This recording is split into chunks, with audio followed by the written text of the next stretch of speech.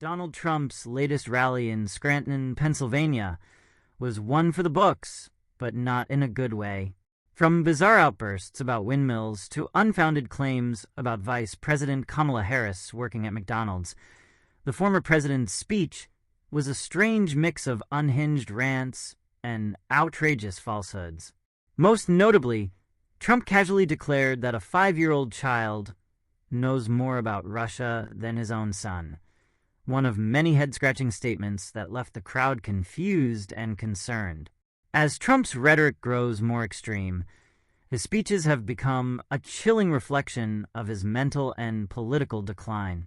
Once hailed as a master of branding and a king of populism, he now appears lost in his own web of grievances and delusions.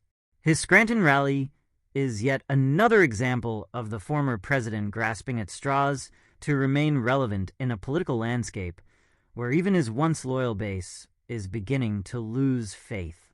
Let's dive deep into Trump's chaotic performance and break down the key moments that had everyone talking. A chaotic start. The wind. From the very beginning, Trump set the tone for his Scranton rally with an oddly passionate diatribe against wind power. The wind, he repeated, as though trying to hypnotize his audience. It sounds so wonderful, doesn't it? But it's horrible. It's destroying our country. For Trump, windmills have long been a personal vendetta, with his famous feud over Scottish wind farms near his luxury golf course. In Scranton, however, his fixation on wind energy bordered on the absurd, as he launched into a rant about windmills falling apart and rusting across the American landscape. According to him, the majestic Pennsylvania countryside is being ruined by these big ugly suckers. The imagery was vivid, but the facts were non-existent. Trump falsely claimed that wind turbines are ineffective, slow-moving, and environmentally disastrous, despite overwhelming evidence that wind energy is one of the cleanest and most efficient sources of renewable power.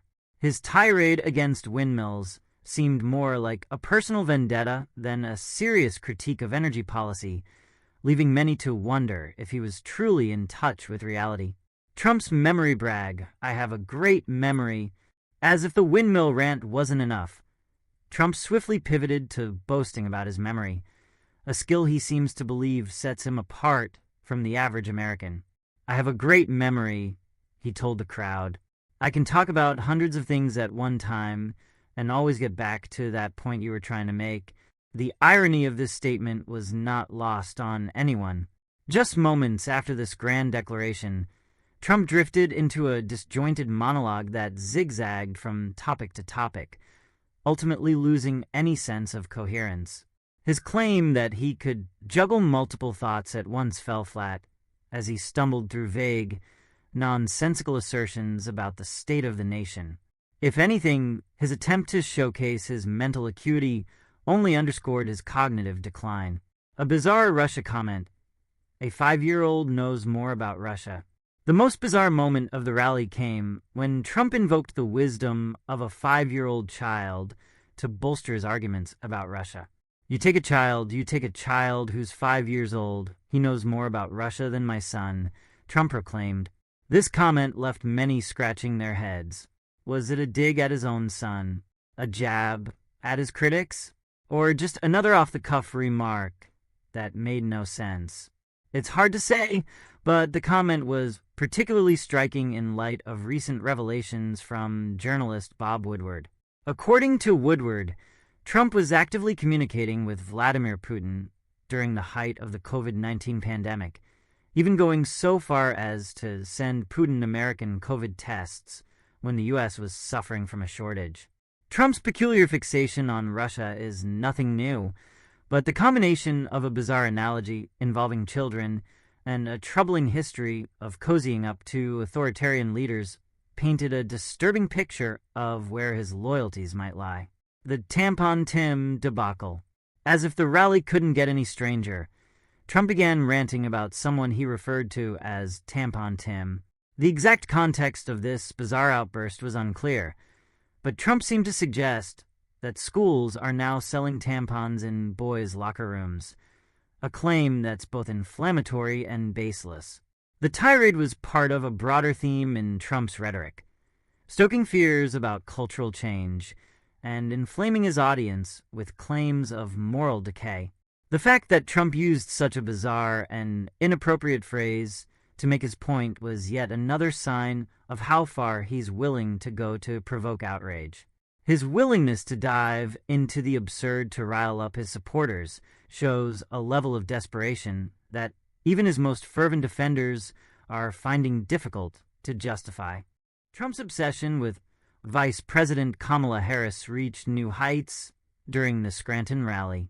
He spent an extended period ranting about Harris, falsely claiming that she once bragged about working at McDonald's. She said she worked like a dog at McDonald's all summer, winter, fall, and spring, Trump said with a sneer. But she never worked there. She lied. This is, of course, completely fabricated. There is no evidence that Harris ever made such a claim, and Trump's insistence on pushing this false narrative is indicative of his broader strategy of disinformation. Rather than offering substantive critiques of Harris's policies or qualifications, Trump seems fixated on personal attacks and bizarre fabrications.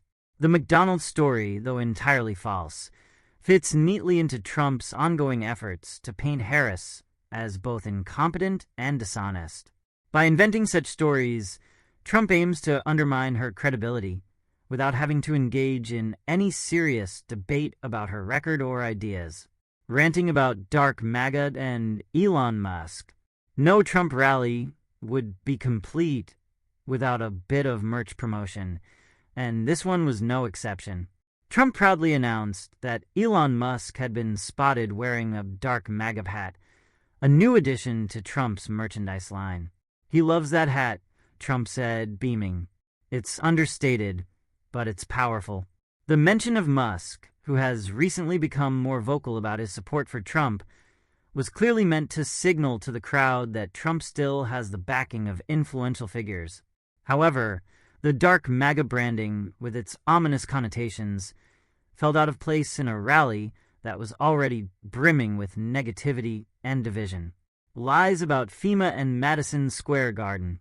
As the rally continued, Trump pivoted to attacking the Federal Emergency Management Agency, FEMA, claiming that it had run out of funds and was no longer capable of responding to emergencies.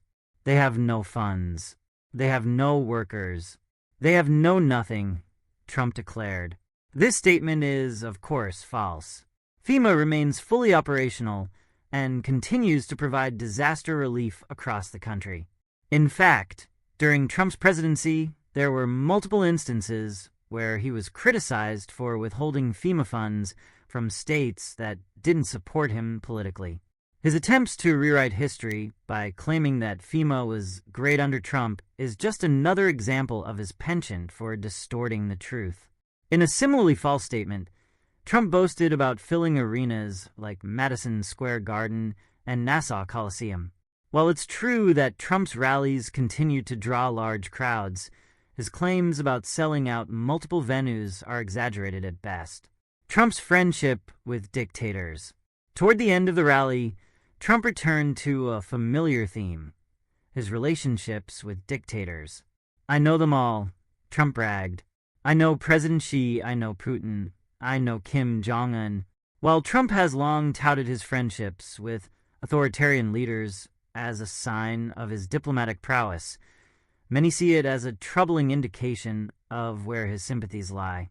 His frequent praise for dictators like Putin and Kim Jong-un stands in stark contrast to his disdain for traditional democratic allies.